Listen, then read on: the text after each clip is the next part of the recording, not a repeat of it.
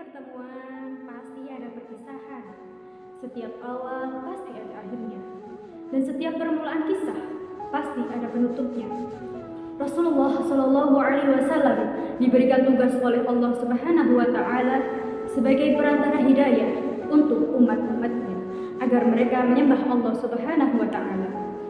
Dan begitu selesai tugas-tugas tersebut, tentu Rasul akan kembali lagi kepada Allah Subhanahu Wa Taala. Pada suatu ketika dalam sebuah haji wada yang diikuti oleh sekitar 100.000 bahkan lebih dari orang-orang muslim, Rasulullah Shallallahu Alaihi Wasallam di tahun 10 Hijriah itu menyampaikan khutbah demi khutbahnya. Dan suatu ketika Rasul bertanya kepada sahabat-sahabatnya, "Kalau kalian kelak ditanya oleh Allah tentang aku, maka apa jawaban kalian?" Sahabat Nabi pun menjawab, "Wahai Rasul, engkau adalah orang yang telah memberikan risalah, amanah dan senantiasa menasihati kami."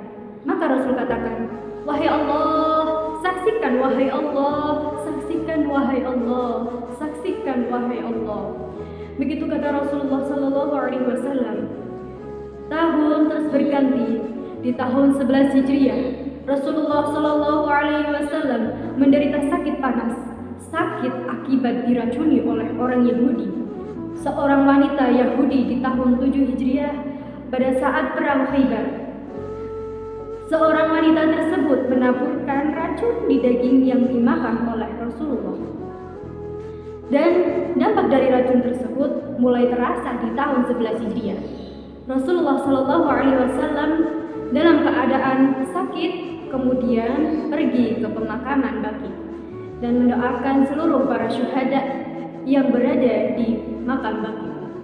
Rasul katakan, sesungguhnya aku pun akan menyusul kalian. Pada saat itu Rasulullah Shallallahu Alaihi Wasallam meminta izin kepada istri-istrinya untuk beristirahat di rumah Aisyah. Aisyah, istri yang sangat dicintai oleh Rasulullah Shallallahu Alaihi Wasallam. Dalam keadaan sakit, suatu ketika Rasul dipapah oleh Fadl dan Ali bin Abi Thalib untuk datang ke masjid, untuk datang ke mimbar dan berkhutbah di depan seluruh sahabat-sahabatnya. Rasul katakan, "Tidak ada yang aku khawatirkan dengan kalian kecuali pada saat dunia ini dibentangkan oleh kalian dan kalian berlomba-lomba untuk mengejarnya. Dan dunia itu tidak akan membinasakan kalian," kata Rasulullah. Rasul melanjutkan lagi, "Seorang hamba Allah diberi pilihan oleh Allah untuk terus berada di muka bumi ini atau kembali kepada Allah dan menatap wajah Allah, dan hamba tersebut memilih untuk kembali kepada Allah Subhanahu wa Ta'ala." Abu Bakar yang mendengar hal tersebut kemudian terseduh-seduh dan menangis bersimbah air mata, dan ia mengatakan, "Wahai Rasulullah, aku, orang tuaku, ayahku, ibuku, jiwaku, hartaku menjadi tebusan untukmu, wahai Rasulullah." Rasul berusaha menenangkan Abu Bakar dan Rasul katakan, "Tenang Abu Bakar, dan tetaplah berada di tempatmu, wahai Abu Bakar." Seluruh sahabat merasa heran dengan kata-kata dari Abu Bakar dan air mata yang turun dari mata Abu Bakar. Mereka kemudian paham bahwa ternyata itulah isyarat bahwa hari terakhir dari Rasulullah Sallallahu Alaihi Wasallam. Rasul lebih memilih Allah. Rasul lebih memilih memandang wajah Allah dibandingkan dengan terus berada di muka bumi ini. Maka seluruh sahabat pun menangis di masjid tersebut.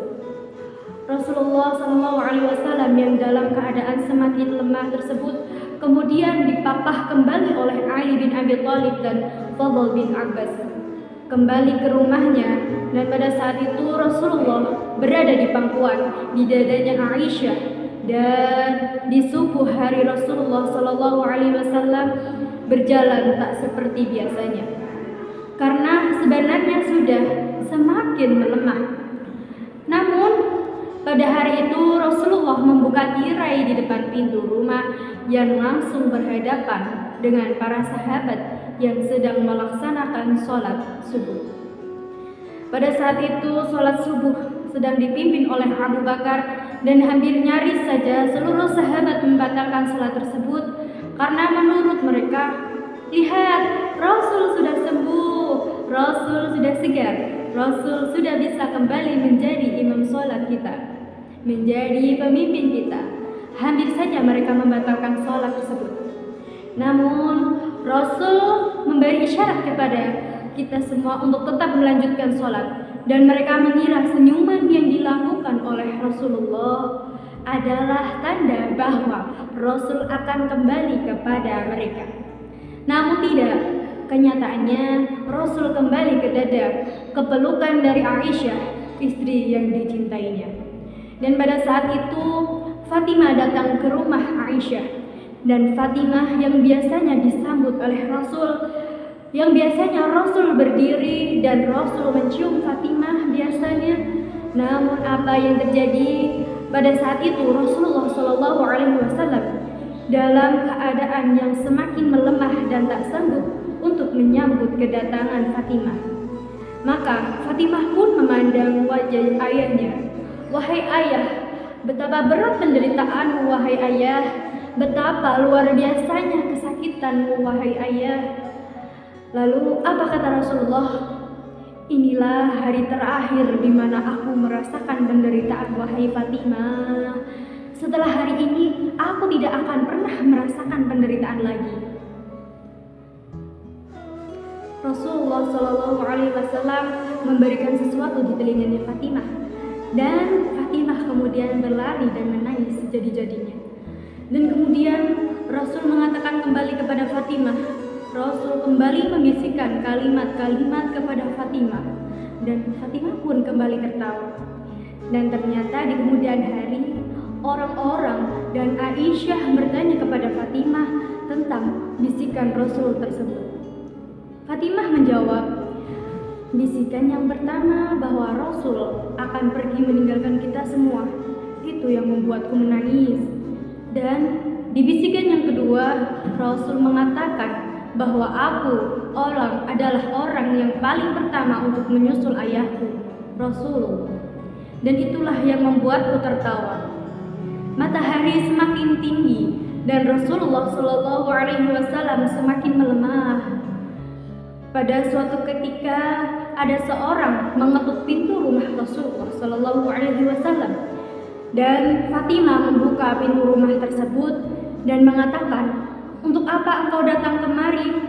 Ayahku sedang sakit. Orang tersebut mengatakan, tidak, aku harus bertemu dengan ayahmu.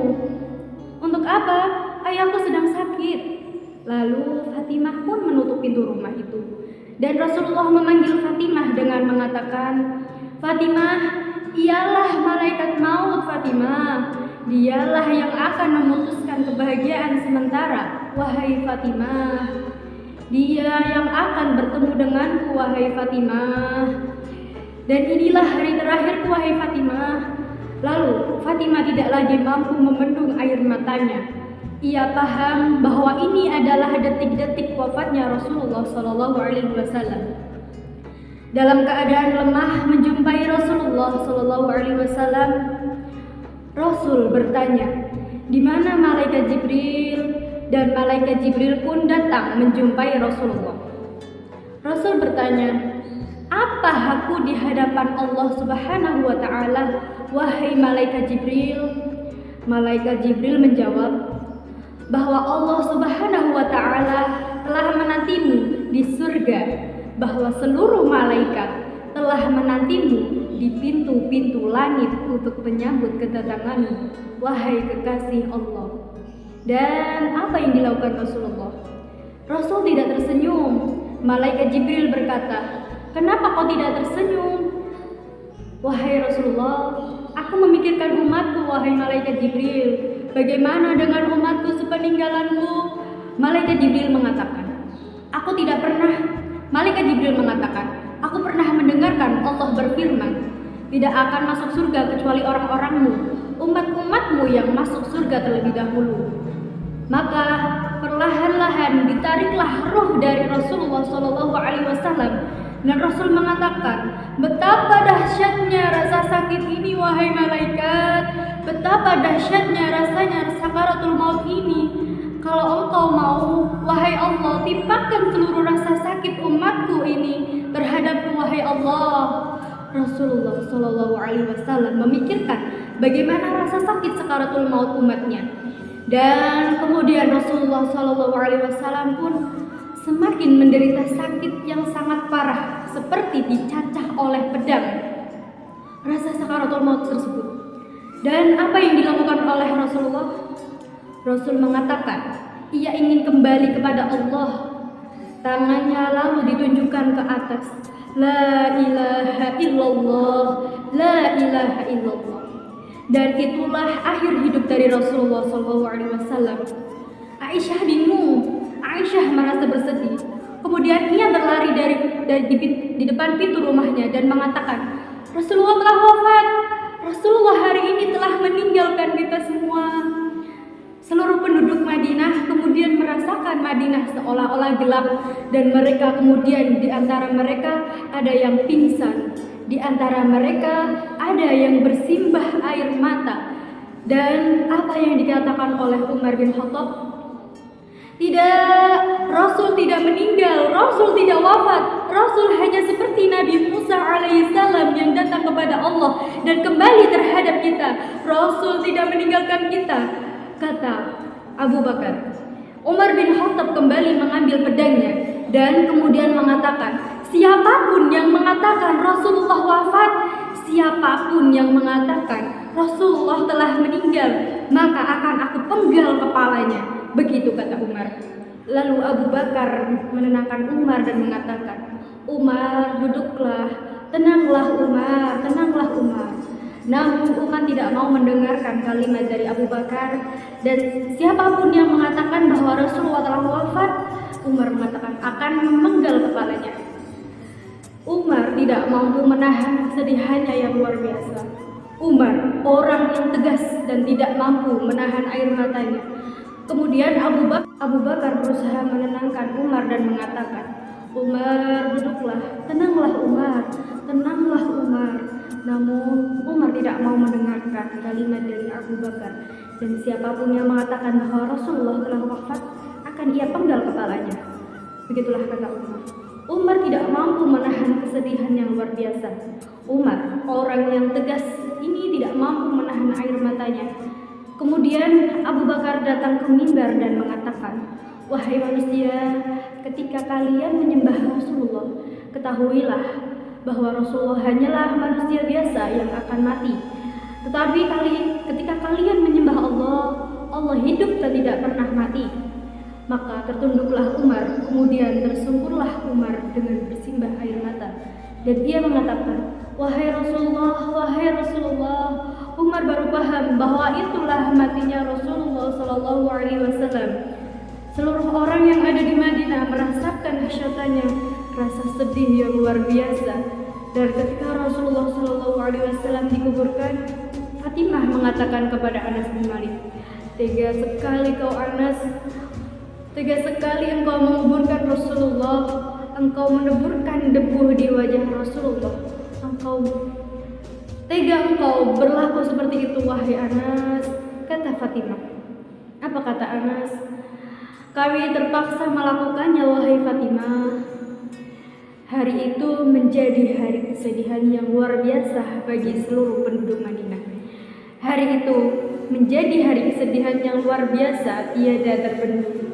Semua orang menangis, pun Bilal bin Rabah yang tidak mampu membendung air matanya ketika mengumandangkan azan. Wafatnya Rasulullah Sallallahu Alaihi Wasallam meninggalkan kepedihan yang luar biasa di hati seluruh umat muslim, di hati seluruh umat-umat yang mencintainya. Bagaimanakah dengan kita? Rasul pernah berujar kepada seluruh sahabatnya, wahai sahabat-sahabatku, aku merindukan saudara-saudaraku. Siapa saudaramu wahai Rasul? Kami ini saudaramu Rasul. Tidak, saudara-saudaraku bukan kalian, kalian sahabat-sahabatku. Saudaraku adalah mereka yang tetap beriman kepadaku, padahal mereka tidak pernah melihatku. Aku merindukan perjumpaan dengan mereka. Bagaimana dengan lisanmu? Apakah senantiasa bersolawat kepada Rasul? Bagaimana dengan perbuatanmu? Apakah senantiasa menjalankan sunnah-sunnah Rasulullah Sallallahu Alaihi Wasallam? Rasul selalu menunggu kita di surganya Allah.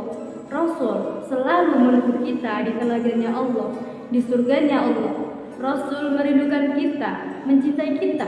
Rasul berharap kita mengikuti semua sunnah-sunnahnya agar kita bisa kembali kepada orang-orang yang kita cintai.